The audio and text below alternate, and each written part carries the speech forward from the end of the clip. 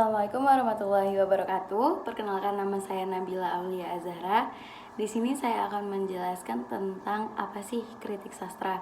Nah, sebelum kita masuk kepada pengertian dari kritik sastra, saya akan menjelaskan sedikit bahwa kritik sastra itu adalah salah satu cabang ilmu sastra untuk menghakimi suatu karya sastra. Nah, kritik sastra ini biasanya dilakukan oleh orang untuk mengkritik suatu hasil dari karya seseorang, baik itu berupa kritikan positif maupun kritikan negatif. Untuk pengantar kritik sastra ini, saya akan menjelaskan pertama tentang pengertian dari kritik sastra. Kritik sastra adalah kegiatan mengkritik suatu karya sastra seorang, baik itu berupa kritikan positif maupun kritikan negatif.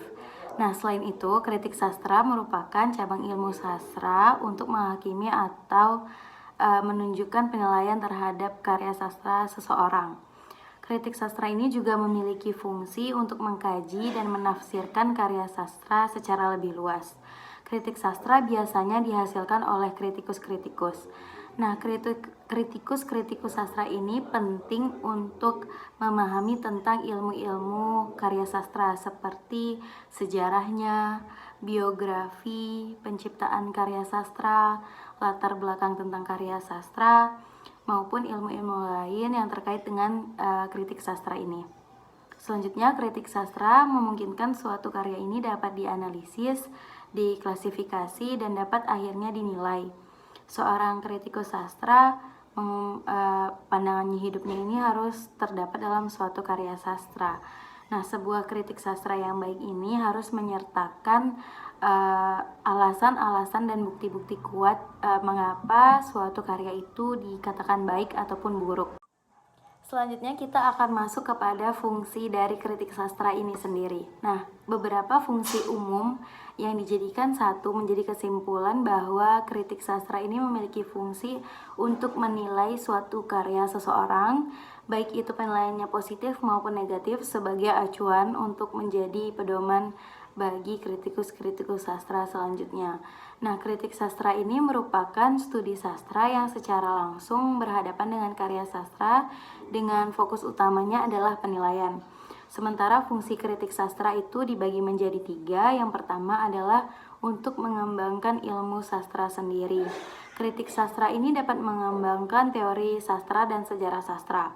Yang kedua, kritik sastra ini berfungsi untuk mengembangkan kesusastraan. Kritik sastra ini mengembangkan kesusastraan suatu bangsa dengan penilaiannya. Dan yang ketiga itu memberikan masukan terhadap masyarakat umum atau kritikus-kritikus. Hasil analisis dari kritik sastra dapat membantu masyarakat dalam memahami dan mengapresiasi suatu karya sastra. Setelah kita membahas tentang pengertian dari kritik sastra dan fungsi dari kritik sastra itu sendiri, selanjutnya kita akan masuk kepada jenis-jenis kritik sastra. Nah, kritik sastra ini dibagi menjadi 4 jenis. Yang pertama adalah kritik mimetik. Kritik mimetik ini bertolak pada pandangan bahwa suatu karya sastra ini adalah gambaran atau rekaan dari dunia dan kehidupan manusia. Kemudian jenis lain dari kritik sastra itu adalah kritik pragmatik. Kritik ini melihat kegunaan suatu karya sastra. Kegunaan ini dilihat dari segi hiburannya, estetika, pendidikan, dan lainnya. Selanjutnya, jenis-jenis kritik sastra yang lain adalah kritik ekspresif. Kritik ekspresif ini yang menekankan analisisnya pada kemampuan pengarang dalam mengekspresikan atau menuangkan idenya dalam wujud sastra. Nah, biasanya pendekatan ini itu untuk mengkaji puisi. Kemudian yang keempat yaitu kritik objektif. Sedangkan pendekatan ini melihat karya sastra itu sebagai karya yang berdiri sendiri. Karya sastra adalah objek yang mandiri dan memiliki dunianya sendiri. Ada beberapa istilah kritik sastra yang muncul di Indonesia dalam perkembangannya, yaitu kritik sastra impresionistis, akademis, dan sekretaris. Ketiga istilah tersebut muncul sebelum perang hingga tahun 1950-an. Kritik sastra impresionistis tidak didasari pengetahuan ilmiah dan hadir sebagai pengetahuan elementer untuk pengajaran di sekolah menengah.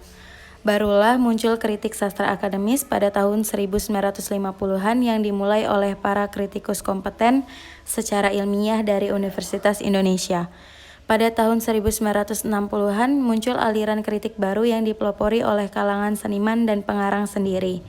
Aliran ini menggunakan pendekatan bercirikan pandangan yang sangat subjektif menurut kritik dari pengarang sendiri. Hal ini berbeda dengan aliran sebelumnya yang menggunakan pendekatan akademis yang kritis, analitis, maupun strukturalis. Aliran baru ini menggunakan pendekatan yang disebut Gen Z approach. Seiring berkembangnya beberapa aliran kritik ini menuai banyak perdebatan mengenai kelebihan dan kekurangan yang sulit menemukan penyelesaiannya. Setiap aliran ini memiliki ciri khas masing-masing untuk melakukan pendekatan.